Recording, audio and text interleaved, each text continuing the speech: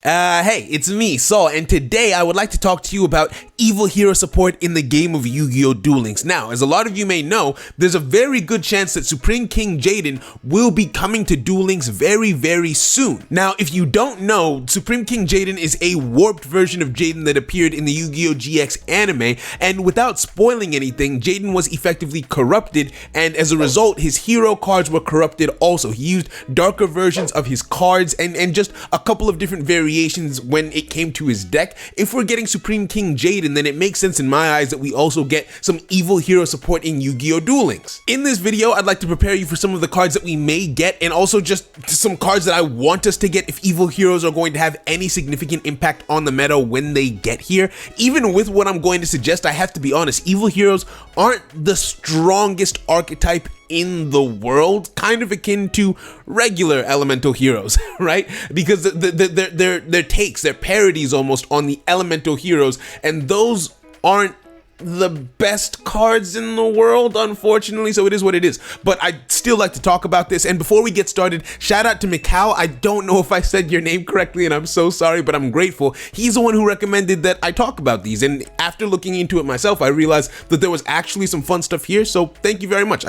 I'm grateful to have you as a member of the community. Let's jump right into it. The first card that we have to talk about if we're talking about evil heroes is Dark Fusion, right? This is a primary method by which they fuse. Fusion summon one Fiend Fusion monster from your extra deck using monsters from your hand or field as fusion materials. Your opponent cannot target it with card effects this turn. So this basically gives you an evil hero boss monster right on the field, and it's untargetable by card effects as the card text says. This is something that I think that they're going to need when they hit the ground, if they plan on hitting the ground running, because not all of them have the crazy effects, and it would suck to go through all of the trouble of summoning one of these just to get like slapped in the face with a karma cut. So being untargetable as and when you hit the field would just give them that little extra boost, and this card is specific to them. This is a card that was used to fusion summon them in the anime. If this is going to be an impactful anime deck, then I think this card, from the anime is going to be really necessary. I don't think we have any strong anime decks from GX currently. Like, we've got one from 5Ds, we've got some decent ones coming from Zexal World, but like GX, man, GX, let's go. Up next is Dark Calling, and this is almost like a Dragon's Mirror, but specifically for evil heroes. What this card says is fusion summon one fusion monster from your extra deck that must be special summoned with Dark Fusion by banishing the fusion materials listed on it from your hand and or graveyard. This is treated as a fusion summon with Dark Fusion. Now, what's interesting about this is you can fusion summon using Dark Fusion and then fusion summon again using Dark Calling to banish those cards from the graveyard. This is kind of what I'm talking about to push them towards that top tier sphere, right? I feel like when Gaia hit the meta, it was able to do so well because cards like Dragon Mirror exist, and I feel like that would really, really help, because some of the Dark Hero monsters make it so that you can't summon them other than with the effect of Dark Fusion, so you wouldn't be able to use Dragon's Mirror on those anyway, even if you potentially could have. I know that this one is a stretch, and to be honest, with the card this good, I wouldn't be surprised if it got locked behind like a box or a structure deck, but I genuinely wouldn't mind going into one of those for this card if evil heroes had a chance to be good because of it. So this is a card that I would love to see in Duel Links. The next card is Supreme King's Castle. Guess what? It's another one based on, fusion summoning, but also the anime. Like, it's a Supreme King event. The character that we're most likely getting is a Supreme King. So like, this is a given, right? You can fusion summon one fusion monster that must be special summoned with Dark Fusion with effects other than Dark Fusion. If they don't give us Dark Calling, then I feel like they have to give us this, because this then gives them the freedom to use regular polymerization or just like other cards so that they're not so limited. Because if you can only fusion summon using that one card that you run at 3, then that means the majority of your deck is dead like on arrival. The thing about other fusion based decks is you can use other cards to get into the fusion monsters, but with this we would be locked into Dark Fusion, which I don't think that would just, you would shoot them in the foot more than they do themselves just by being who they are, and I don't want that for them. So, once per turn during damage calculation, if your Fiend monster battles an opponent's monster, you can send one evil hero monster from your deck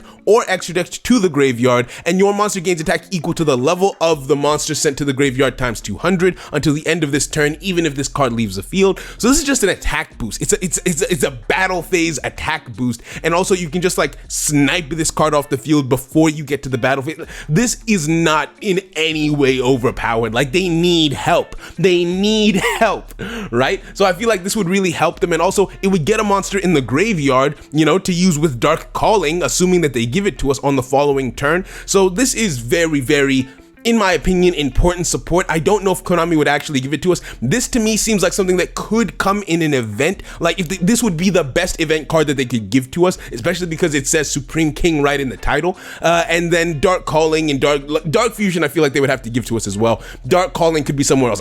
Like, honestly, we need this card. Like, I don't think I would be willing to play this deck without either this card or Dark Calling. Next is Evil Hero Sinister Necrom. You can banish this card from your graveyard, special summon one Evil Hero monster from your hand or deck except this one. You can only use the effect once per turn. This is just an amazing search card. I can see this being locked behind a structure deck. It's really, really, really good in the graveyard, but it's a level 5 monster, so it's not that easy to get it there. But if you do, then you get like just a great search off of it that would allow you to fusion summon in various ways. I think it would be very, very good. And assuming that they give us Supreme King's Castle, that's just an easier way to get this into the graveyard. So you see the pieces starting to come together. There's the makings of a decent enough archetype like there if they choose to give us the right cards. Maybe like I'm thinking that this could be something along the lines of how Gaia was like, okay, it came into the meta and it was actually in the meta. It stuck its foot in the door. And this, in my opinion, could potentially have like decent rogue status, be king of games, but like it could be good,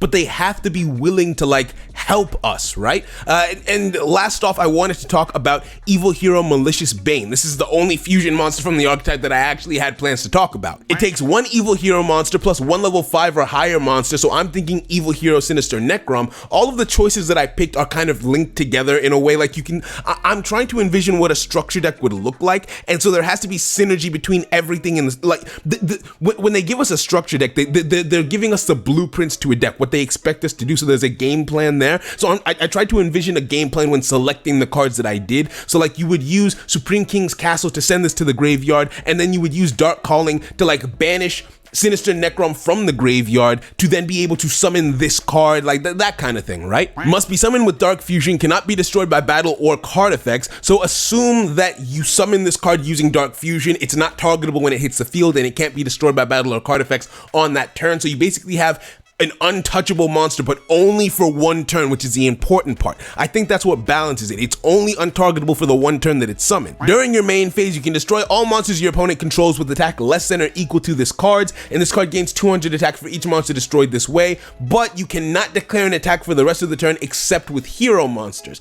You can only use this effect once per turn. Now, what I like about this is it's non-targeted destruction, which is really, really good, but it locks you into your archetype, so it can't be splashed in here and there, solid. And like it makes a statement, it has an impact, it actually does something, right? So the turn that this is summoned, basically you can nuke the field and deal 3,000 points of damage, but it's not lethal. We're in a 4,000 life point meta, so this I think just gives you a very strong play that doesn't necessarily, it could be an OTK if your opponent doesn't have the back row to deal with it, but I mean Hatronade just got banned, so like you're probably gonna have the back row to deal with it. This card would give them the potential to actually be top tier, in my opinion. So if you want them to hit the meta, like hit the ground running and make a splash and have an impact, put this card in a structure deck, or heck, make it a main box UI. I don't even care. But like, give us these cards. Give us an evil hero. Like you are like give us a whole box. Give us a whole main box of evil hero cards, and I would actually go through it because I like Yu-Gi-Oh! GX. Give us a structure deck, and I would go through it. These are just some of the cards that I hope that we get. I wanted to get you a little bit excited about evil heroes, what could potentially happen. We don't know if it will, we don't know if it won't, so just have this in mind. This could actually be a thing if Konami decides not to do us dirty, but it's Konami, so they probably will. I've been Saul. I hope you've been entertained and informed, and have a wonderful day. Take care.